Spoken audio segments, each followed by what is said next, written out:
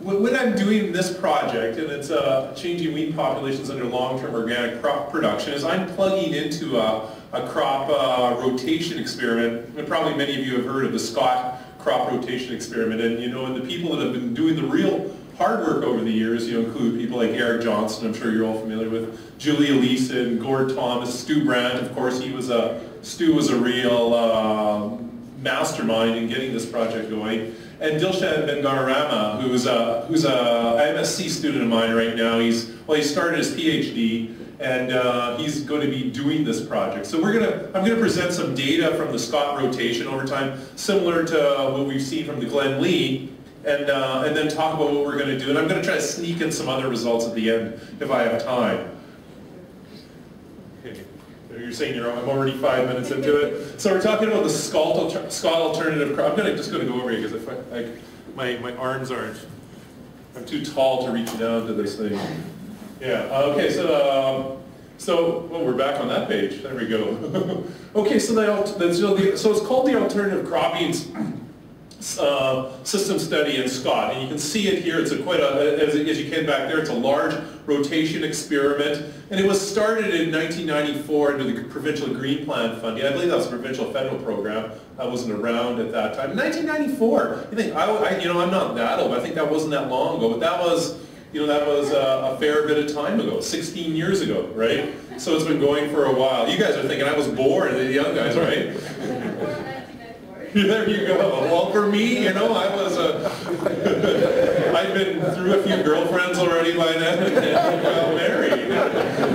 But it's a multidisciplinary research project through Agriculture and Agri-Food Canada and the U of S and it's a crop rotation study. I'll spend a little bit of time explaining the structure of it so that you guys can understand it better.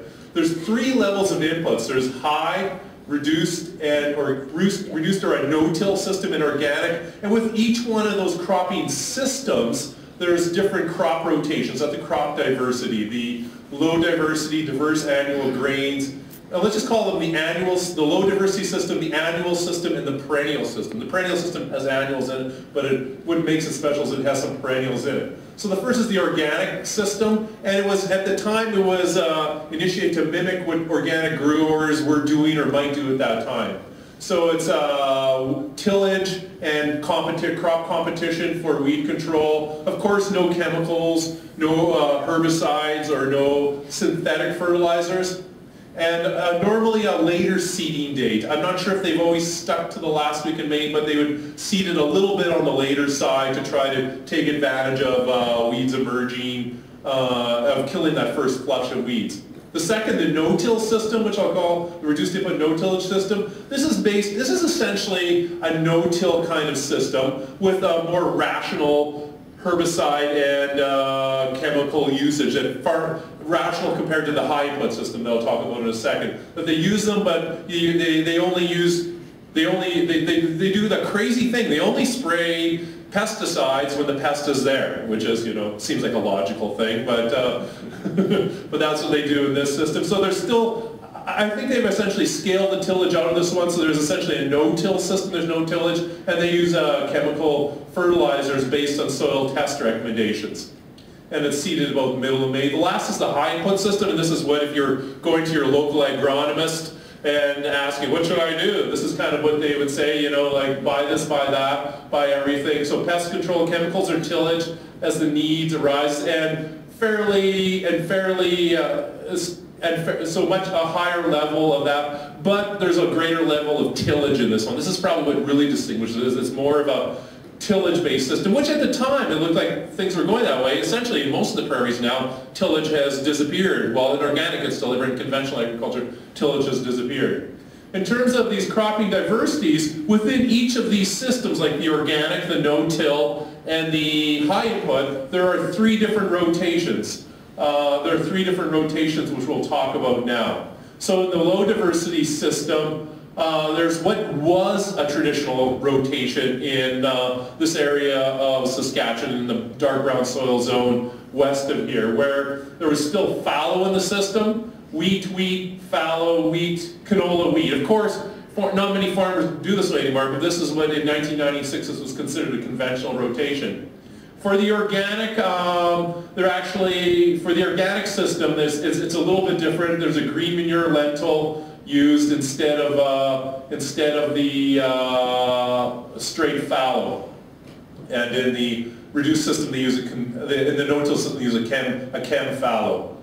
So that's the difference. In the annual grain rotation, where there's a more diverse rotation. Let's get both of them up here. Essentially, you have, let's just concentrate on the organic. You have a green manure lentil followed by a wheat, followed by a pea, barley with a sweet clover undersown to it, then the sweet clover green manure year, then mustard. Whereas, this is designed to try to reflect what farmers would use in this. And in the other ones, we have canola, fall rye, pea, barley, flax, and wheat. So we see the rotation there. We do have a couple crops, pea that isn't that competitive. And there's essentially 2 nitrogen soil building crops in there as well.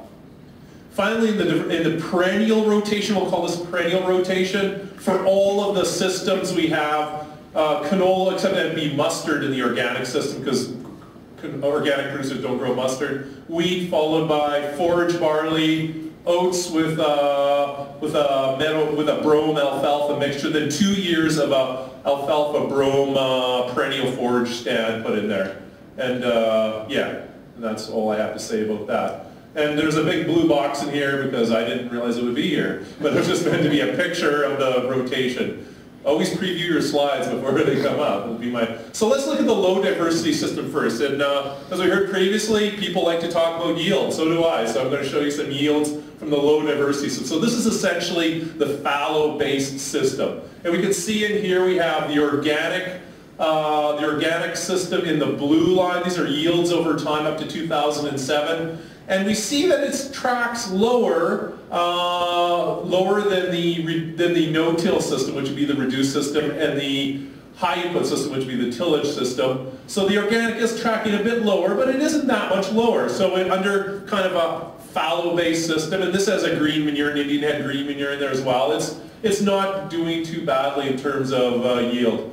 Let's look at the diversified annual rotation. Again, this is the 3 systems in the organic, no-till system, and high input system. So in the organic system, in the blue line, we see this one, interestingly enough, in terms of yields over time, it isn't comparing as well. And probably some of the issues here are, well, we saw it from the beginning, but perhaps it is phosphorus export. I'll get into that in a little while, that we do see that. And I don't know all the reasons for this. I'm fairly new with this data, and because it's somebody else's, I don't have a really good sense of it. But we see that it is lower than the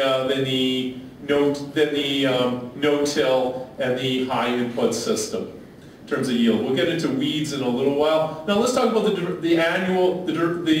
system that has the brome alfalfa, the perennial crop. And they're always talking about, Martin. I was a PhD student with Martin Ans, and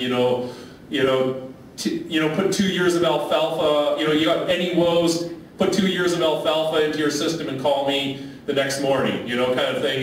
We'll solve, that's a really good thing for a cropping system to have perennials. And that is, I don't mean to belittle it at all. We know that that's good. So let's look at the system. And indeed, in this system, a bit in contrast to the results we see from Manitoba, we see that the organic system is essentially tracking the yields of the other systems, slightly below them, but certainly tracking them. Of course, the low yields, I should say, of course, 2001, 2002, 2003, there's just a terrible, terrible drought. That's why the yields were so low in those years. But we see that. Interesting, I believe, I'm not 100% sure of this, but I'm pretty sure in Scott that they add composted manure back in this system based upon the amount of biomass that the forage produces, so that I don't think we're seeing the phosphorus depletion issue in this system.